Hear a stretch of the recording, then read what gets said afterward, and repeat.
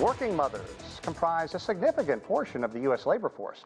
The U.S. Census Bureau says in 2018 there were more than 23 million working moms with children under the age of 18. But many were forced to quit their jobs when the pandemic hit. Others who were able to work from home are now being told, time to get back to the office. Karina Mitchell has more. Roxy Garrity was a media professional living in New York when she decided to settle down in 2017. She says her daughter Delaney arrived in 2018 after she and her husband Hal relocated to Raleigh, North Carolina because of his job.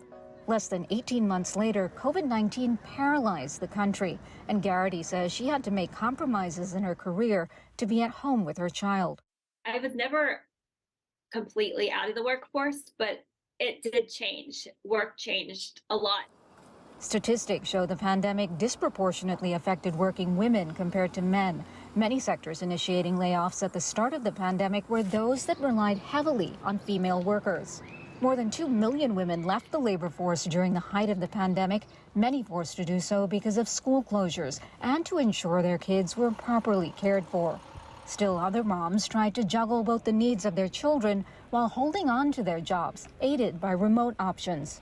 I took a few freelance jobs that I could do strictly at home, remote on my computer, that I would do during nap time if she was playing with my parents, her grandparents.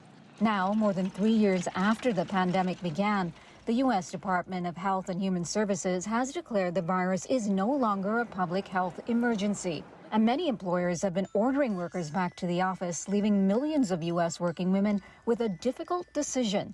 Having discovered a better work-life balance with remote work, they must now commute to work for at least a part of the week. And I do have the flexibility to kind of pick those days. Say if my kid's going on a field trip on a Monday, I can make sure that is my remote day, go on the field trip with her, and then catch up with work later that evening. And I feel like if that wasn't the case, I probably would not go back to work. Many are not on board, saying without a hybrid schedule, they would quit. That includes Garrity, who recently voluntarily returned to her job helping others navigate daycare and elder care issues. She says the time spent at home taking care of her child and the flexibility her job affords has made her a better mom and a better worker. I have more life experience, and that's what I think makes a good manager. I can relate to other people that had just had a kid. Karina Mitchell, CGTN, New York. Okay, a lot going on here. And for more about the choices that working moms face, we are joined by Shruti Kapoor.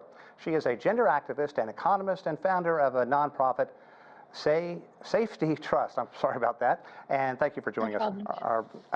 Let's first talk about how the pandemic really affected working moms, both financially, mentally, and socially.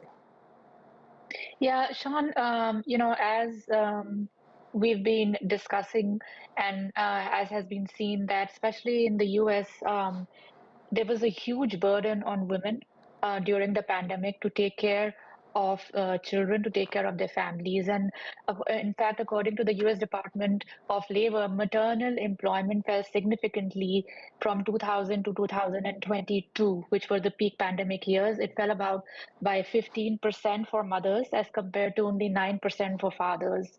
So we saw a lot of moms who were working full-time cut back significantly, leave their jobs because now they had to take care of the children's. The schools were closed, there were no childcare options or backups. And so we saw up to, I believe, about up to 10 million women taking, pay cuts, leaving their jobs to take care of their children. So, to answer your question, financially, it was a huge loss, not only for mothers, but also for the US economy in general.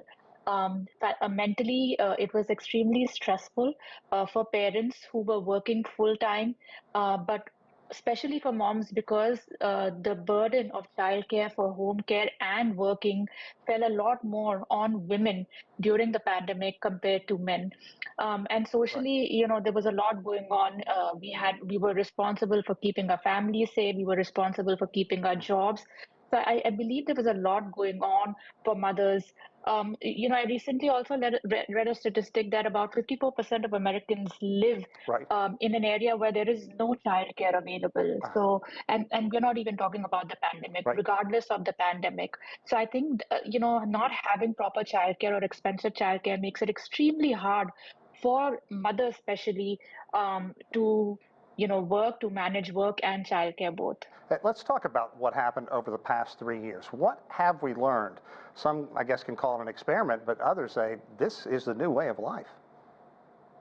I think a lot of good things came out from working from home. We learned that we can actually be productive, more productive working from home. We don't really have to be physically present in an office, have to spend time commuting. The entire world was actually working from home, and companies were doing well. In fact, a lot of corporations made a lot more money during the pandemic. So we did prove that people prove that they are able to work productively from home.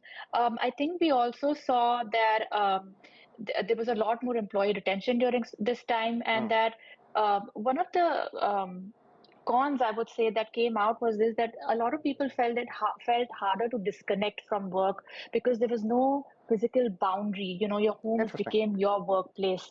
So I believe, depending on your personal situation, there were a lot of pros and a lot of cons coming out from working from home.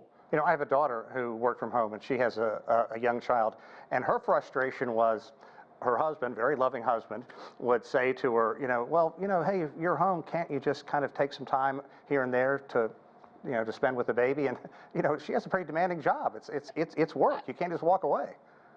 Absolutely. And it was not just her. There were many women in such situations. And as much as we love our husbands, and they're great dads, and they're also great partners and parents, ultimately what it did boil down to was that women were asked to cut down in some form or the other, either their working hours or they had to quit in order to take care of the home and also of the children. And in fact, there has been data which shows that women have spent more hours taking care of children and doing household chores compared to men during the pandemic. Well, what about those who've decided to stop working traditional jobs? They like being a full-time stay-at-home mom, and they've become entrepreneurs. Is this going to be the new wave, the way things are? Yeah, I think, during the pandemic, there was a surge in entrepreneurship. Many people realized that they don't want to be in traditional 9 to 5 jobs. They want to do something of their own. They want to do something different. In fact, we saw that there were about 1.7 million applications from new businesses that said that they were likely to hire employees in 2022. So there was a huge surge in entrepreneurship. And in fact, the CEO of Fiverr says that people were not simply leaving the traditional jobs, they were just not joining other companies. They wanted to do something different. And so, in fact, 54% of the people now have worked in some form of in a gig economy. That means they have either done consulting rooms or short-term consulting.